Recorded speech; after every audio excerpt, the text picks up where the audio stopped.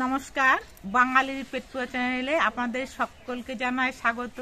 আজকে আমি আপনাদের সঙ্গে সুন্দর একটা কেক তৈরি করে শেয়ার করব। এর আগেও আমি কেক তৈরি করে আপনাদের সঙ্গে শেয়ার করেছি। সেই কেকগুলো নিরামিষভাবে তৈরি করা হয়েছিল। আজকে আমি ডিম দিয়ে কেক তৈরি করে আপনাদের সঙ্গে শেয়ার করব। প্লিজ আপনারা স্কিপ না করে আমার কেক তৈরি ভিডিওটা সম্পূর্ণ দেখবেন।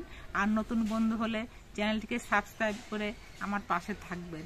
কেক তৈরির জন্য যে উপকরণগুলো লাগবে সেগুলো আমি একটা বাটির মধ্যে নিয়ে থালার মধ্যে গুছিয়ে নিয়েছি। আর আমি একই সাইজের বাটি নিয়েছি। আমি একটা ডিম নিয়েছি, এক বাটি ময়দা নিয়েছি, এক বাটি চিনির গুঁড়ো নিয়েছি, হাফ বাটি আমি লিকুইড দুধ নিয়েছি, আর একটা বাটির 4 ভাগের 1 ভাগ আমি সাদা তেল নিয়েছি, বেকিং পাউডার নিয়েছি, বেকিং সোডা নিয়েছি, আর ভ্যানিলা এসেন্স নিয়েছি। আমার বাটিগুলো একই সাইজের ছিল বলে সব উপকরণগুলো কিন্তু আমি একবারেই গুছিয়ে নিতে পেরেছি। আপনাদের যদি একই সাইজের বাটি না হয় তাহলে একটা বাটি মেপেই সমস্ত উপকরণগুলো নেবেন, তাহলে এই কেকটা কিন্তু সুন্দরভাবে তৈরি করা যাবে। আমি আর একটা বড় পাত্র নিয়েছি। এই পাত্রের মধ্যে আমি প্রথমে চিনির গুঁড়োটা নিয়ে নিচ্ছি। চিনিটা কিন্তু এরকম গুঁড়ো করে নিতে হবে।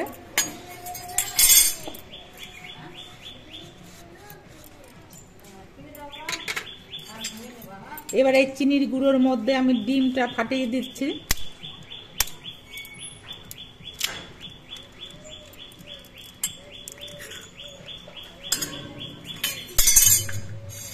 এবার ডিম দিয়ে আর চিনির গুঁড়ো দিয়ে বেশ কিছুক্ষণ ফেটিয়ে নিতে হবে।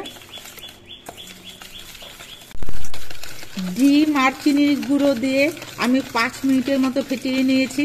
দেখুন চিনির গুঁড়ো আর ডিমটা বেশ ভালো মতো মিশে গেছে। এবার এর মধ্যে দিয়ে দিচ্ছি সাদা তেল,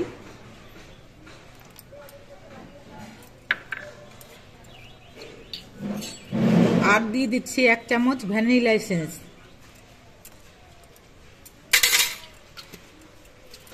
এবার এগুলো দিয়ে ভালো করে মিশিয়ে নেব। সবকিছু দিয়ে আমি ভালো করে মিশিয়ে নিয়েছি। এবার এর মধ্যে আমি 1 বাটি ময়দা দিয়ে দিচ্ছি। ময়দা দিয়েও আমি মিশিয়ে নেব।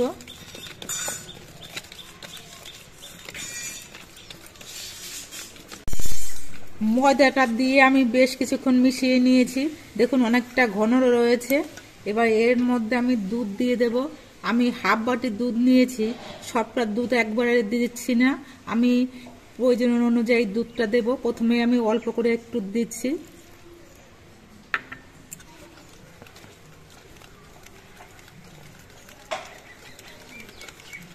দুধটা দিয়ে আমি ভালো করে মিশিয়ে নেব। আমি কিছুটা দুধ দিয়ে মিশিয়ে নিয়েছি। এখনো কিন্তু ব্যাটারটা অনেকটা বেশি ঘন রয়েছে, এর জন্য আর একটু দুধ দিচ্ছি।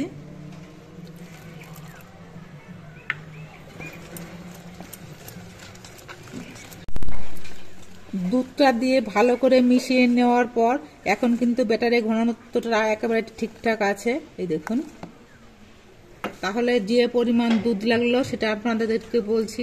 আমি যে বাটি মেপে সমস্ত উপকরণগুলো নিয়েছি সেই বাটির 4 ভাগের 1 ভাগ দুধ আমার লেগেছে।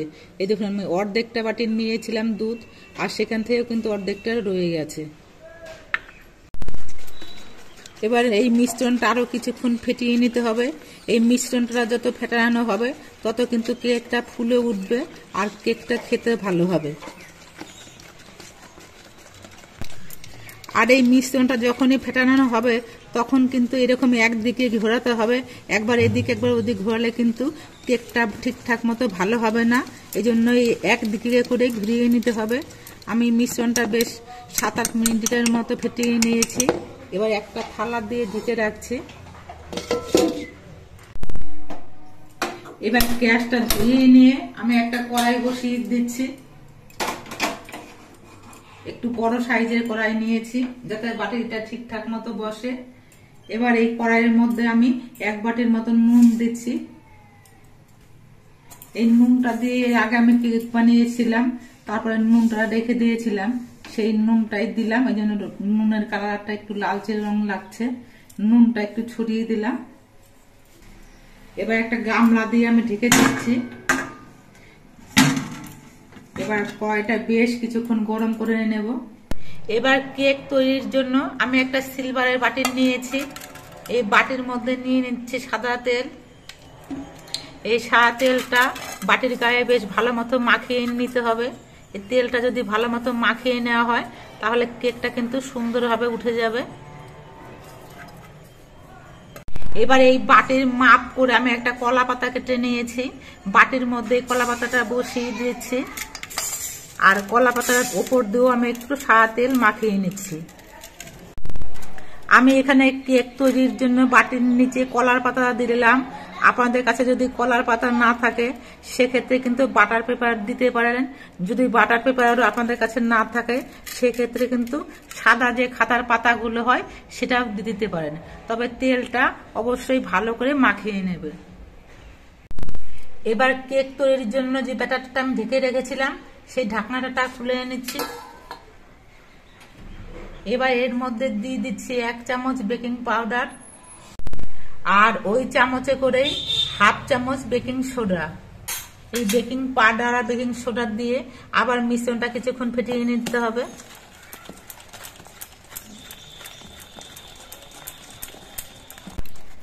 বেকিং পাউডার আর বেকিং সোডা দিয়েও আমি 5 মিনিটের মতো ফেটিয়ে নিয়েছি। দেখুন একটা স্মুথ ব্যাটার তৈরি হয়ে গেছে।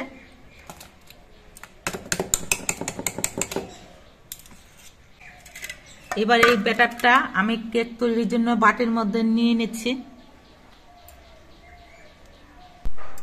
ব্যাটারটা বাটির মধ্যে ঢেলে নেওয়ার পর বাটিটা এরকম করে একটু ঝাঁকিয়ে নিচ্ছি, তাহলে মিশ্রণটা সম্পূর্ণভাবে ঠিকঠাক মতো সেট হবে। কেক তৈরির জন্য ব্যাটারটা সম্পূর্ণভাবে রেডি হয়ে গেছে। এবার রান্নাঘরে নিয়ে যাচ্ছি। এদিকে কড়াইটাও কিন্তু বেশ ভালো মতো গরম হয়ে গেছে। এবার ঢাকনাটা খুলে নিচ্ছি।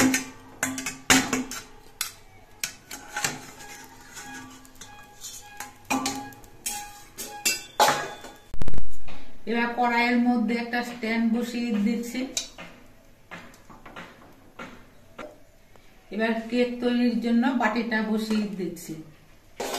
এবার গামলাটা দিয়ে আবার আমি ঢেকে দিচ্ছি। ঠিকঠাক মতো সেট হয় এরকম একটা পাত্র দিয়ে কিন্তু ঢাকতে হবে। আমার এই গামলাটাই ঠিকঠাক মতো সেট হয় বলে আমি গামলা দিয়ে ঢাকছি। এবার গ্যাসের ফ্লেমটা কমিয়ে দিয়ে মিনিট 20 মতো কেকটা তৈরি হওয়ার জন্য বসিয়ে রাখতে হবে। মিনিট 20 পর আমি কড়াইয়ের ঢাকনাটা খুলে নিচ্ছি। এর আগে কিন্তু আমি কোনো ঢাকনা খুলিনি। কেক তৈরির সময় কিন্তু বারে বারে ঢাকনা খুলে কেকটা ঠিকঠাক তৈরি হবে না। এই দেখুন কেকটা ফুলে কত বড় হয়েছে, অনেকটা বড় হয়ে গেছে। এবার কেকটা একটু সুন্দর করে সাজানোর জন্য আমি কিছু ড্রাই ফ্রুটস নিয়েছি। আমি কিছু আমন্ড কেটে নিয়েছি, একটা চেরি ফল নিয়েছি, আর কিছু কিশমিশ নিয়েছি। এবার এগুলো দিয়ে আমি কেকটা সাজিয়ে নিচ্ছি।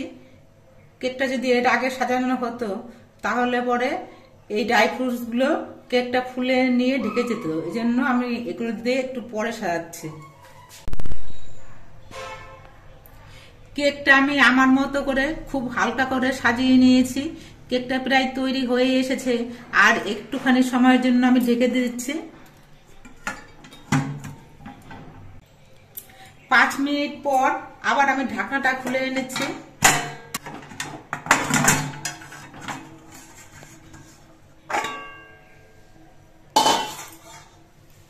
দেখুন কেকটা কিন্তু ওপর থেকে একেবারে শুকিয়ে গেছে।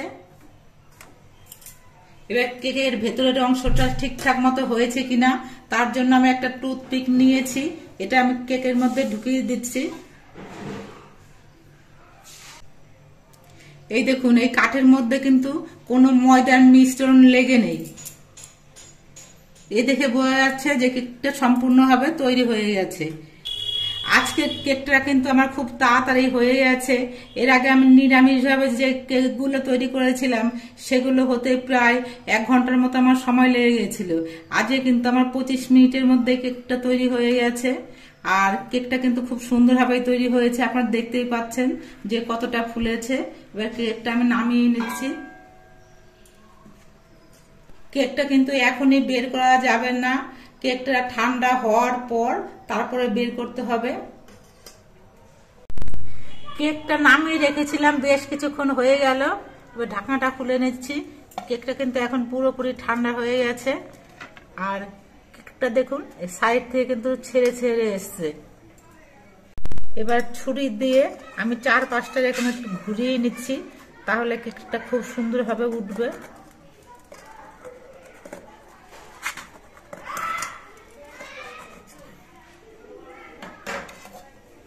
এবার প্লেট দিয়ে ঢেকে নিয়ে আমি বাটিটা উল্টে দিচ্ছি।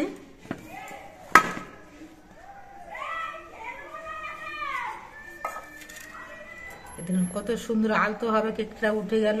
এবার কলার পাতাটা ছাড়িয়ে নিচ্ছি।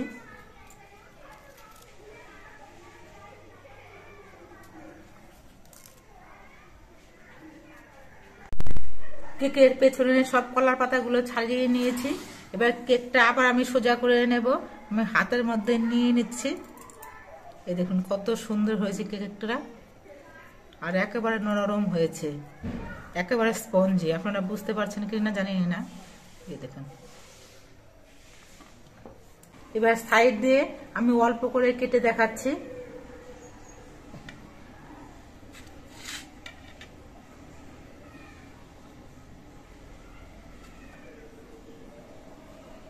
আমি কেকটা ঠিকঠাক মতো কাটতে পারি না, এত সুন্দর কেকটা আমি কাটতেও পারছি না। এই দেখুন কত সুন্দর হয়েছে, একেবারে জালিদার। আপনারা দেখতে পেলেন আমি কিভাবে কেকটা তৈরি করলাম। কেকটা কিন্তু খুবই সুন্দর হয়েছে।